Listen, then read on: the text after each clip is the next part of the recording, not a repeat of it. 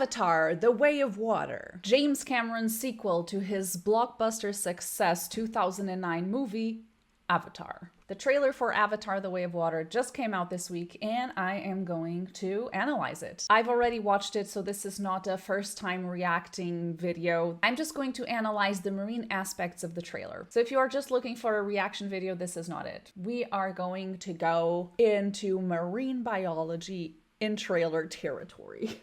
I don't know what this was, but maybe a dive, I'm assuming.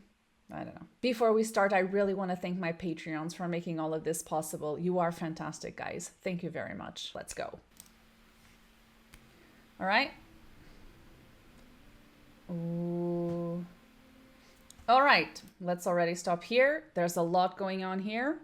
We have a bunch of different types of animals. We definitely have some flying fish type fishies here, which, funny enough, despite their name, do not fly. They can, however, propel themselves out of the water at incredible speeds, like up to 56 kilometers per hour, which is absolutely crazy. But they don't actively fly like you imagine a bird flying, for example. And they do, in fact, usually travel in schools like this. So this is pretty Earth-like. I mean, most of these things are Earth-like. These are definitely inspired by sea slugs, like a mix between flatworms, nudibranchs, and sea hares. These are all three types of sea slugs, but they are not the same. So they definitely swim a bit like sea hares do in this wavy sort of manner, maybe even more flatwormy-like a mix of both, but their top is more flatworm, definitely. I don't know what that is. Did James Cameron play Subnautica? That's what I'm wondering, because I don't remember the name of the fish now, but wasn't there a fish that looked like this? I think in Below Zero. Subnautica is a video game, by the way. I see like also these, I don't know what they are supposed to be. I don't know if they're supposed to be artificial structures or biological structures. I have not enough information based on just these visuals, but on Earth, there's no biological creature, animal, plant, or otherwise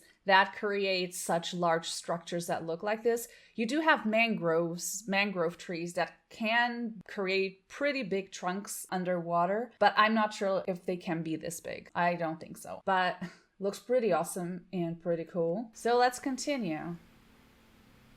See, James Cameron did play Subnautica. Ghost Ray right there. This is a squid looking flying fish. Don't know what it is, but it does look kind of dope. Fish are vertebrates like mammals, reptiles, amphibians, and birds. And squids are not. They are cephalopods, they are invertebrates. And by we, I mean we vertebrates separated from the animals that would then evolve into today's squids very long ago in evolutionary time. So I don't know what that means for this alien animal in an alien planet, but there you go, some random information, I guess. We have a coral reef-like environment. Definitely. We have corals, we have what could look like crinoids. Yeah, looks like a coral reef on Earth. Looks awesome and fantastic. I actually can't wait to see this in the big screen, which must be so immersive.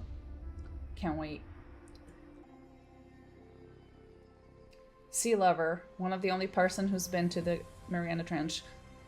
Well, we have what is probably Pandora's corals, and not only corals, like all the fish are also glowing. On Earth, corals do glow. Most corals fluoresce. Coral fluorescence is determined by the expression of green fluorescent-like proteins, or GFPs. And they sort of act like a sunblock. They absorb harmful wavelengths of light and re-emit it as purple or pink light. Fluorescence should not be confused with bioluminescence. Bioluminescence is when animals produce their own light, while fluorescence is only when they re-emit light that already hit them, that came from some other source. What most corals do, or are capable of doing, is fluoresce, not bioluminesce. However, there are corals that can also bioluminesce. Researchers found that there are corals in the deep sea that can glow, and because in the deep sea there's no light, this cannot be fluorescence. We know that James Cameron loves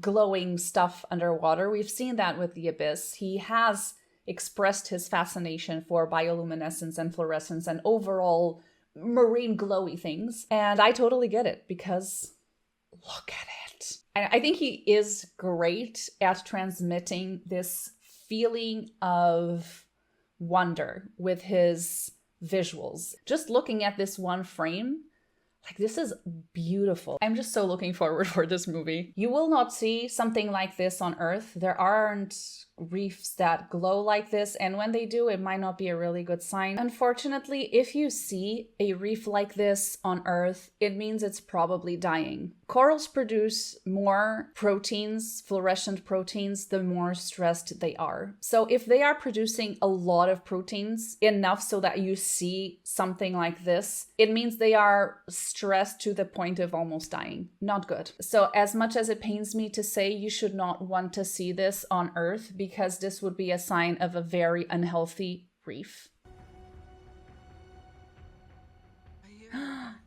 A lot of seeds have sort of this kind of look, but it does remind me of feather stars. Sorry, feather sea stars. Feather sea stars are crinoids. They are related to sea stars, but they are not what we commonly call sea stars. They are animals, just like sea stars are animals, and they are awesome.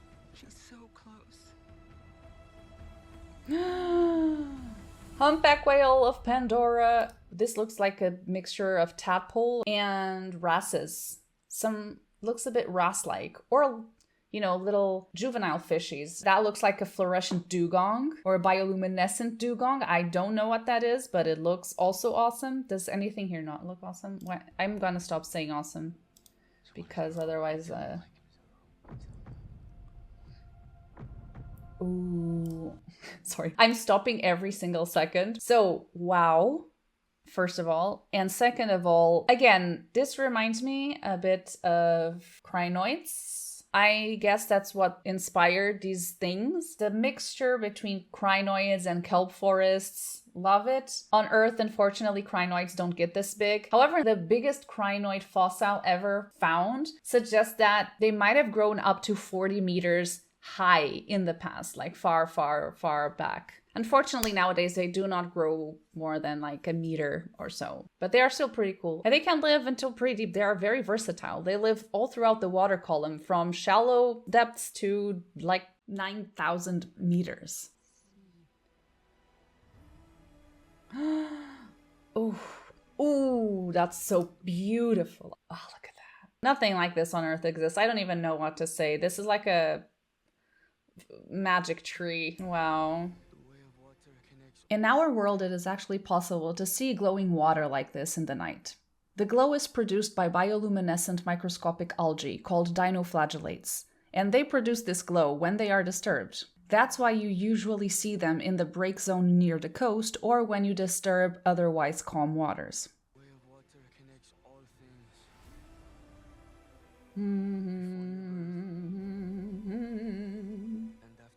That was a very human-like eye. Oh, whales do have very expressive eyes, if you look closely. More crinoid-like organisms in the back over there.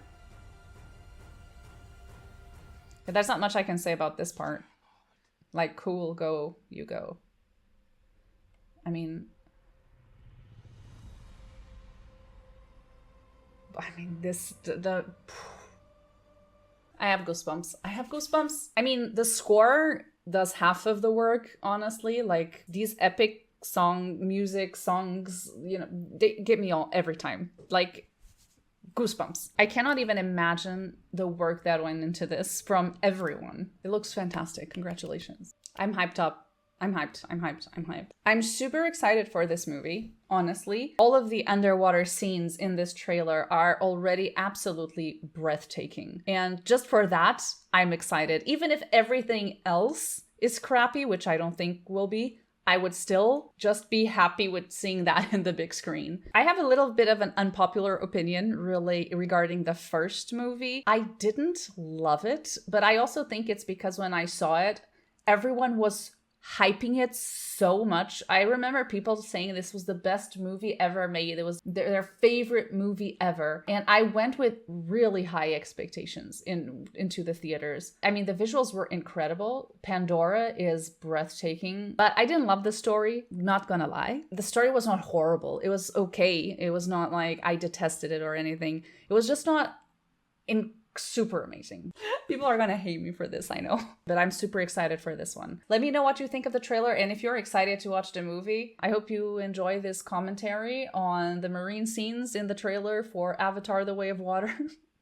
What a very YouTube type video to make. I'm hosting a trip to Indonesia next year, and there will be a bunch of underwater fantastic adventure and a really cool other adventures. So you can check the itinerary down below. There's still a couple of spaces available, so check that out. You can check out the links for my book, my affiliate links if you want some Christmas goodies or some book goodies. If you have kids in your life and you need a gift, Christmas is more or less-ish around the corner. Check out my book, and that's it. Thank you all very much for watching. Thank you to all my Patreons for supporting what I do, and I hope to see you in the next one.